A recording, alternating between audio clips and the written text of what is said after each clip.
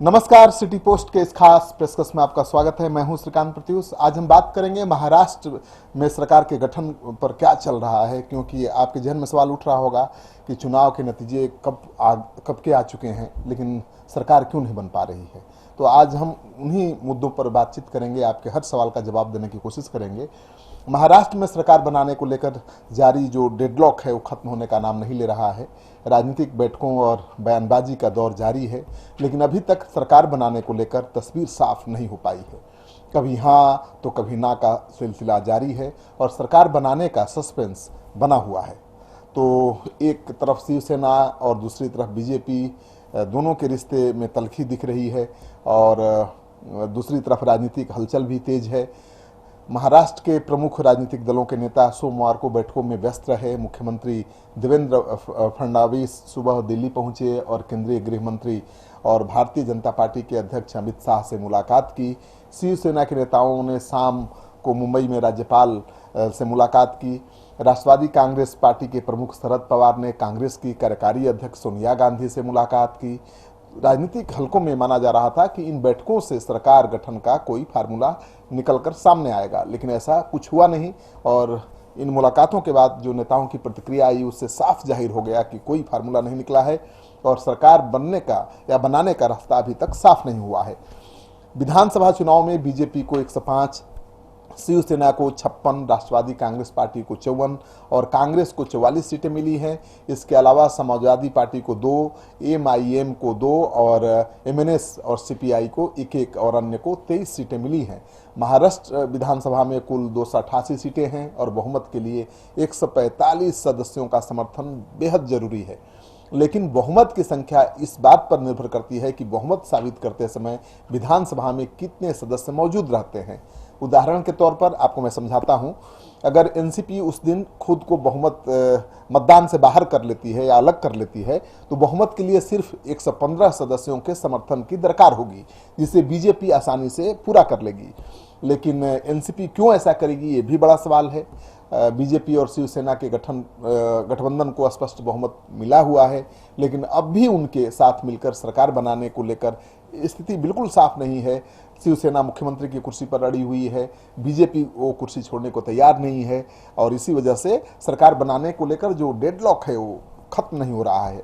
लोगों के जहन में ये सवाल उठ रहे हैं कि अगर 9 नवंबर तक स्थितियां ऐसी ही बनी रही और सरकार नहीं बनी तो आगे क्या होगा, क्या विकल्प हो सकते हैं, क्या कोई सरकार बन सकती है या न बनने पर क्या हो सकता है, केयर टेकर सरकार कब तक काम कर सकती है। तो इन सारे सवालों का जवाब हम इस कार्यक्रम में आपको देने की कोशिश करेंगे और कम समय में।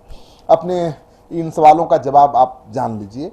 भारतीय संविधान की धारा 172 राज्य विधानसभा का कार्यकाल निर्धारित करती है और ये धारा साफ तौर पर कहती है कि अगर विधानसभा अपने 5 साल के कार्यकाल से पहले भंग नहीं होती है तो उससे पूरे 5 साल तक काम करना होगा। अगर वो पूरे 5 साल तक काम कर लेती है तो उसके बाद उसे भंग समझा जाएगा और एक नई विधानसभा का गठन जरूरी होगा। 2014 के चुनाव के बाद महाराष्ट्र विधानसभा का गठन 10 नवंबर 2014 को हुआ था। ऐसे में विधानसभा को 9 नवंबर 2019 को भंग हो जाना चाहिए। भंग हो भी जाएगा। जिस पार्टी ने सबसे ज्यादा सीटें हासिल की हो उससे आगे आकर सरकार बनाने की उम्मीद की जाती है या राज्यपाल उसे सरकार बनाने का न्योता देते हैं, लेकिन वर्तमान जो परिदृश्य है उसमें ऐसा कुछ भी नहीं हो रहा है और कुछ भी नहीं हुआ है। अगर 9 नवंबर तक कोई भी पार्टी सरकार नहीं बना पाती है, राज्यपाल का न्योता स्वीकार नहीं करती है सरकार बनाने के लिए, तो ऐसे में राज्यपाल की भूमिका काफी अहम हो जाती है। राज्यपाल और सबसे ज्यादा सीटें पाने वाली पार्टी को सरकार के गठन के लिए न्योता दे सकते हैं या उसकी सरकार बनाने में अहम भूमिका निभाते हैं। किसी भी पार्टी को बहुमत न मिलने पर बीजेपी को राज्यपाल को सरकार बनाने का दावा करते हुए पत्र देना चाहिए या राज्यपाल उन्हें इसके लिए न्योता दे सकते हैं। महाराष्ट्र में अभी की जो स्थिति है उसको देखते हुए राज्यपाल बीजेपी को बुलाएंगे। अगर बीजेपी के नेता सरकार बनाने का न्योता स्वीकार करते हैं तो उन्हें बहुमत साबित करने के लिए 15 दिनों का समय दिया जाएगा। अगर बीजेपी सरकार बनाने से इनकार कर देती है तो दूसरे नंबर की पार्टी को राज्यपाल मौका दे सकते हैं, न्योता दे सकते हैं। लेकिन अगर कोई दल सरकार बनाने के लिए तैयार नहीं होता है तो क्या होगा, ये सवाल आपके जहन में उठ रहा होगा। तो ऐसे में राज्यपाल इसकी जानकारी राष्ट्रपति को देंगे और धारा 256 के मुताबिक राज्य में अस्थायी राष्ट्रपति शासन लागू हो जाएगा। भारत में राष्ट्रपति को 3 धाराओं के तहत आपातकाल की घोषणा करने की शक्ति प्राप्त है। धारा 352 के तहत युद्ध या विदेशी आक्रमण की स्थिति में राष्ट्रीय आपातकाल लगाया जा सकता है, तो धारा 360 के तहत आर्थिक आपातकाल लगाया जा सकता है। लेकिन महाराष्ट्र की वर्तमान राजनीतिक स्थिति में धारा 356 के तहत आपातकाल लगाया जा सकता है। इस आपातकाल को राष्ट्रपति शासन के नाम से आप जानते हैं। अगर आपातकाल लगता है तो राज्य की कार्यपालिका शक्ति राष्ट्रपति के हाथ में आ जाएगी। संसद राज्य विधानसभा के सभी कार्यों को देखेगी। इन बातों का असर न्यायपालिका पर नहीं पड़ेगा। संसद को इस पर 2 महीनों के अंदर सहमति देनी होती है।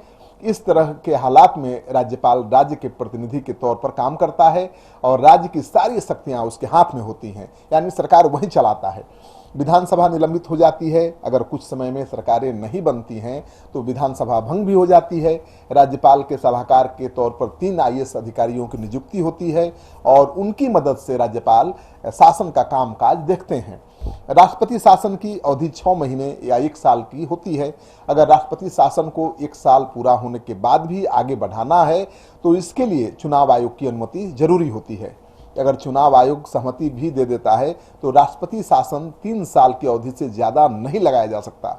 राष्ट्रपति शासन के दौरान भी राज्यपाल राजनीतिक पार्टियों को बहुमत साबित करने के लिए न्योता दे सकता है, यानी सरकार बनाने की कोशिश कर सकते हैं। वर्तमान में मुख्यमंत्री देवेंद्र फडणवीस महाराष्ट्र सरकार के कार्यवाहक मुख्यमंत्री हैं। कार्यवाहक सरकार कोई नीतिगत निर्णय ले नहीं सकती है। उन्हें सिर्फ सरकार के दैनिक प्रशासनिक कामकाज देखने का अधिकार है। कार्यवाहक सरकार 9 नवंबर तक रहेगी। इसके बाद सारी शक्तियां राज्यपाल के पास चली जाएंगी।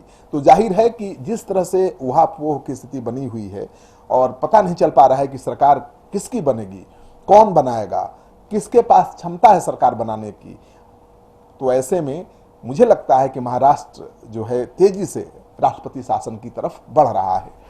तो क्या होगा कह पाना बड़ा मुश्किल है। आपको भी इंतजार करना पड़ेगा 9 तारीख तक। आज तो 5 तारीख है, 4 दिन का समय है। 4 दिन में क्या होगा कह पाना बड़ा मुश्किल है, लेकिन अगर कुछ भी नहीं हुआ तो राष्ट्रपति शासन लगना तय है। आपको ये कार्यक्रम अच्छा लगे तो दोस्तों के साथ इस वीडियो को खूब शेयर करिए ताकि सबको जानकारी हो कि महाराष्ट्र में क्या हो रहा है। महाराष्ट्र में सरकार नहीं बनेगी तो क्या होगा। आपका सहयोग समर्थन हमारे लिए बहुत मायने रखता है। इसी तरह से सहयोग समर्थन बनाए रखिए। अगर आपने अब तक हमारा चैनल सब्सक्राइब नहीं किया है तो जरूर कर लीजिए और बेल आइकन दबाना बिल्कुल मत भूलिए, तभी समय से आपको हमारी सारी खबरें मिलेंगी। धन्यवाद।